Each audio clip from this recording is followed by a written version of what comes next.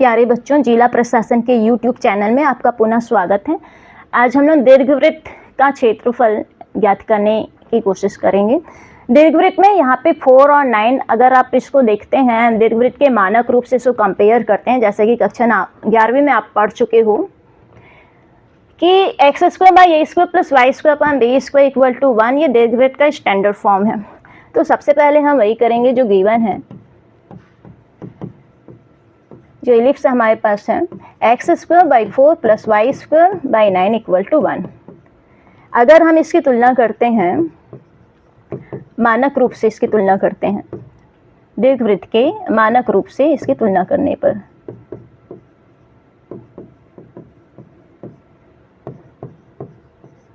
x² / a² + y² / b² = 1 से करने पर a² की जो वैल्यू है वो 4 है, यानी कि a की वैल्यू 2 है, b² की वैल्यू 9 है, यानी b की जो वैल्यू है वो 3 है।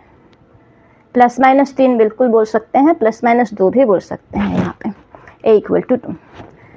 प्लस क्यों बोलेंगे? कारण यहाँ पे हम डायग्राम बना के देखते हैं। एक अक्ष से काटा गया अंतःखंड 2 है, इसका मतलब है 4 जब यहाँ पे लिखा है तो एक अक्ष से काटा गया अंतःखंड 2 है और y अक्ष से काटा गया अंतःखंड 3 है।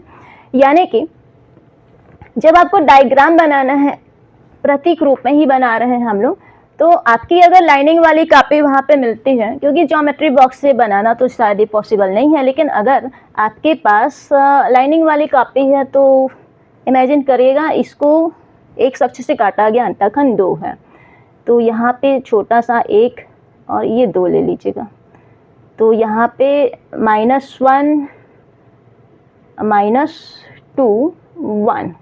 y अक्ष से काटा गया जो अंतःखंड है वो 3 है, लाइनिंग वाली कॉपी में है तो आपको ज़्यादा दिक्कत नहीं जाएगी, उतनी ही जो स्पेस है उतना ही रखिएगा, 1 2 3। ये लिखने की ज़रूरत नहीं है, बस आप चाहें तो बस इमेजिन कर सकते हैं, -1 -2 -3, ताकि आपका डायग्राम जो है वो परफेक्ट बन जाए। तो ये जो है मैं मिटा देती हूँ, इसकी ज़रूरत नहीं पड़ेगी, इसकी ज़रूरत आपको नहीं पड़ेगी।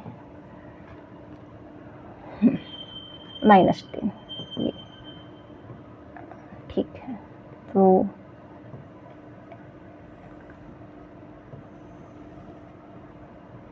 और ज़्यादा अच्छे से अगर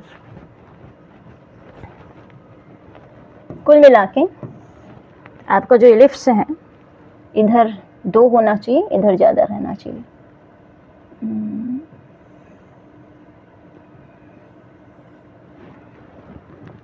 बहुत अच्छा तो नहीं बन रहा है।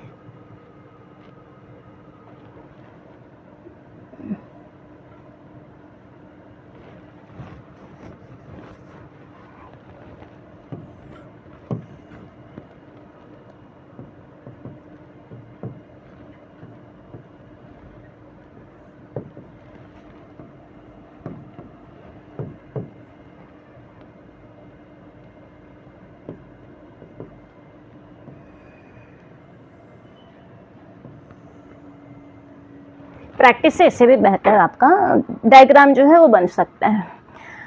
चलिए देखते हैं। अब ये जो 2 है अंतःखंड, ये 2 है, तो यहाँ पे इसको अगर हम नाम दे देते हैं O, ओरिजिन है, इसका आपको निर्देशांक पता चल गया है, इसको नाम दे देते हैं A।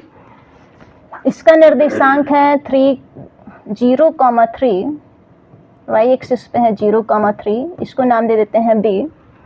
बोलता है कि दीर्घवृत्त का क्षेत्रफल ज्ञात कीजिए। तो आप देखते हैं कि ये एक अक्ष के परितः, ये वाला जो एरिया है ये y अक्ष के परितः, x अक्ष के परितः ये सममित है।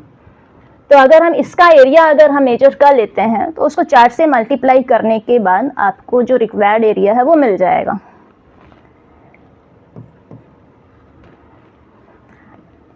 इसको हम मान लेते हैं इक्वेशन 1। यहाँ से हमको y चाहिए होगा, तो from equation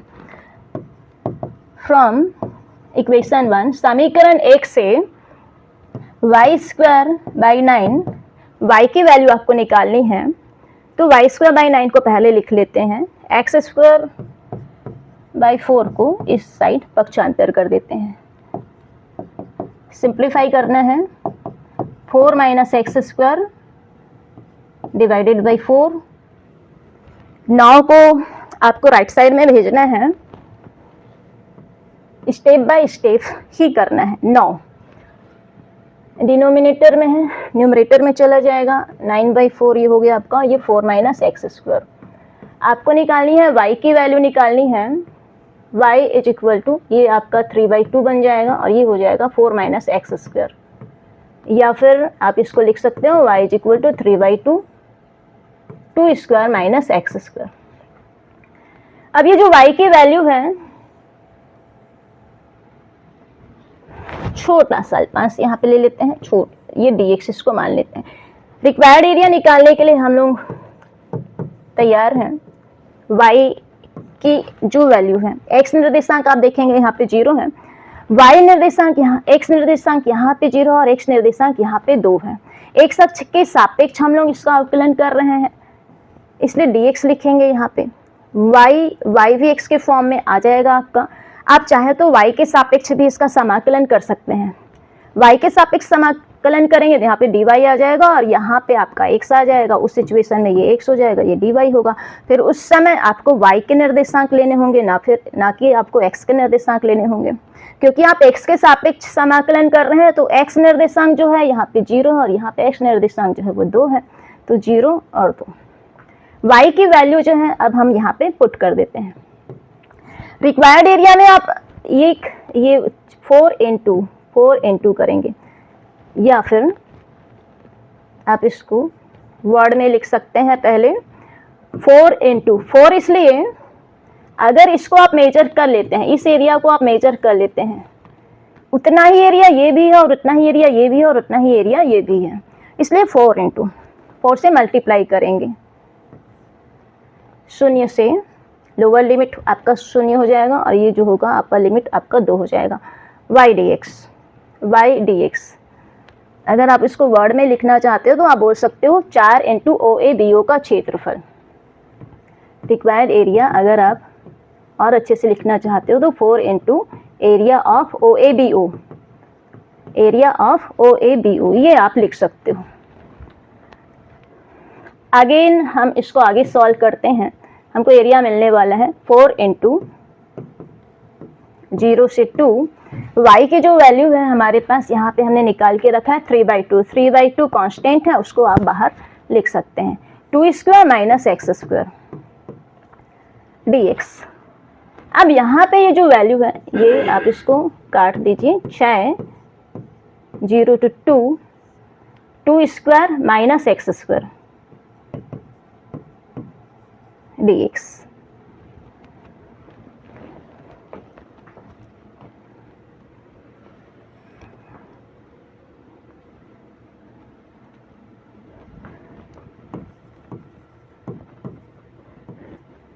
required area previous page में आप देख सकते हैं 6 0 to 2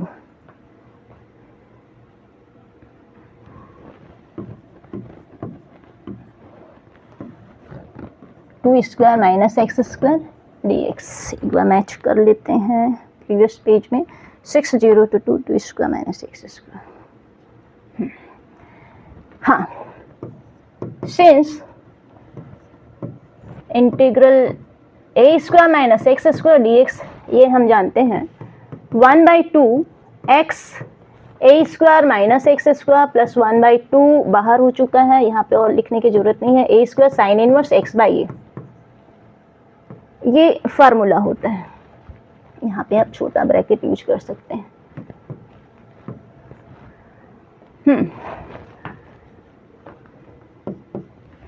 ख्याल रखेंगे ये प्लस है, कुछ बच्चे इसको माइनस करके सॉल्व करते हैं, फिर उनका आंसर नहीं आता है। ये प्लस रहेगा, यहाँ पे आपको प्लस करना है। चलिए वैल्यू रखते हैं 6 1/2। ये जो 1/2 है इसको बाहर रख देते हैं। x a square minus x square plus a square sine inverse x/a x/2।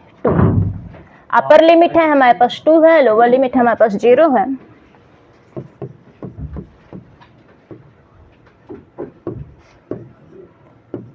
x limit ले लेते हैं अब 2, जहां जहां x है वहां वहां पे आपको 2 लेना है। Upper limit 2 square minus 2 square plus 2 square, ये 4 हो गया आपका। Sine inverse 2/2 minus, lower limit के लिए माइनस यहाँ पे, क्योंकि ये प्लस है ये प्लस है तो आपको ये माइनस। x की जगह आपको लेना है 0। आप बोल सकते हो पूरे, ये तो पूरा 0 हो गया, लेकिन फिर भी अगर आप चाहो तो इसको पूरा लिख सकते हैं। माइनस, अगेन माइनस, ये जो प्लस है लोअर लिमिट हम पुट कर रहे हैं, तो साइन इनवर्स 0/2 यानी कि 0 लिख सकते हैं। अगर आपको ये वाला स्टेप स्किप करना है तो बिल्कुल स्किप कर सकते हैं, आप बिल्कुल डायरेक्ट भी कर सकते हैं अगर आपको टाइम सेविंग करना है तो। x की वैल्यू आपको रखनी है 2 स्क्वायर माइनस 2 स्क्वायर, ये 0 हो गया, तो ये वाला पोर्शन जो है पूरा 0 हो गया, यहाँ पे से ये 0 हो जाता है। प्लस 2 स्क्वायर, ये 4 हो गया। साइन इनवर्स 2/2 यानी कि 1, साइन इनवर्स 1 माइनस 0 से मल्टीप्लाई होके पूरा 0 हो गया, और ये वाला भी जो है वो पूरा 0 हो गया। 0, जब आप यहाँ पे 0 रखते हैं तो माइनस 0 और ये वाला प्लस फिर माइनस 0, क्योंकि साइन इनवर्स 0 की वैल्यू होती है 0 होती है। फिर आप उसे 4 से भी मल्टीप्लाई करेंगे तो भी 0 ही मिलना है। साइन इनवर्स 1, अब यहाँ पे 4 साइन इनवर्स 1 की जो वैल्यू होती है, आप देखेंगे साइन जो ट्रिग्नोमेट्रिक टेबल है हमारे पास, साइंटिफिक टेबल है, उसमें 1 जो होता है साइन 90 डिग्री की वैल्यू होती है। साइन इनवर्स साइन π/2 की जो वैल्यू होती है, इनवर्स ट्रिग्नोमेट्री में आपने पढ़ा है कि sine inverse sine x equal to x होता है, sine inverse sine x equal to x होता है, यानी कि π/2। इस तरह से आप यूज कर सकते हैं 4, या फिर आप डायरेक्ट लिख सकते हैं कि ये जो 1 है ये तो 90 डिग्री की वैल्यू दिखाई दे रही है साइन में, अगर ये साइन है तो 90 डिग्री की वैल्यू है तो हम सीधा वहाँ पे, और आपको अगेन साइन नहीं लिखना है, वहाँ पे आपको सीधा लिख देना है π/2। तो ये कैंसिल आउट हो जाएगा, 3 × 2 पाई 6 पाई स्क्वायर यूनिट हमारा आंसर हो जाएगा, वर्ग इकाई, 6 पाई वर्ग इकाई। इसमें बहुत अच्छी एक बात यह है कि आप ये आंसर जो है क्वेश्चन देखते ही आप गैस कर सकते हैं 6 पाई कैसे। ए की जो वैल्यू है यहाँ पे देखिए 2 है, बी की जो वैल्यू है वो 3 है। आप इसको मल्टीप्लाई कर दीजिए, इसमें पाई और लगा दीजिए, ये आपका आंसर हो जाएगा 6 पाई हो जाएगा। सपोज आपको ये दिया जाता है x² / a² + y² / b² equal to 1, standard form ही दे दिया जाता है, तो a x अक्ष से काटा गया अंतःखंड a, y अक्ष से काटा गया अंतःखंड b इंटू पाई ab। आपका जो आंसर होगा वो πab होगा। अगर आपको 4 या 9 के बजाय कोई और वैल्यू दिया जाता है, अगर आपने ये एक सवाल बहुत अच्छे से कर लिया तो एलिप्स से रिलेटेड कोई भी वैल्यू रहा है, यहाँ पे 25 रहे या 36, यहाँ पे ये हम लोग रख लेते हैं, यहाँ पे 25 रख लेते हैं, y² = 36, कुछ भी रहे, तो 25 यानी कि 25 उसका रूट होगा 5 होगा, 36 का रूट होगा 6 होगा, यानी कि 30 पाई जो होगा इसका आंसर। यानी कि आप क्वेश्चन देखते ही आंसर गैस कर सकते हैं, और आपका जो आंसर है, इसका जो आंसर है 2 × 3 × पाई 6 पाई आना चाहिए। बाई चांस नहीं आता है, आपने सवाल हल कर लिया लेकिन परीक्षा हॉल में आपने देखा कि 6 पाई नहीं आया है, तो आप वापस ऊपर जाइए, शायद आपने कुछ मिस करते हैं, हो सकता है ये। कई बार ये आप भूल जाते हो 4 से मल्टीप्लाई करना, तो आंसर कैसे चेक करना है ये भी यहाँ पे आप बता दिया गया है। तो आप ये आंसर बिल्कुल 2 मिनट भी नहीं, आपको मुश्किल से 10 सेकंड देखना है, ध्यान से देखना है, सवाल में ही आपका आंसर छुपा हुआ है। अगर एक्स अक्ष से काटा गया अंतःखंड 2 है और वाई अक्ष से काटा गया अंतःखंड 3 है, उसमें पाई का मल्टीप्लाई कर दीजिए, 6 पाई वर्ग इकाई आपका आंसर होगा, जो कि आपका आ चुका है 6 पाई वर्ग इकाई, ये 6 पाई वर्ग इकाई। ओके।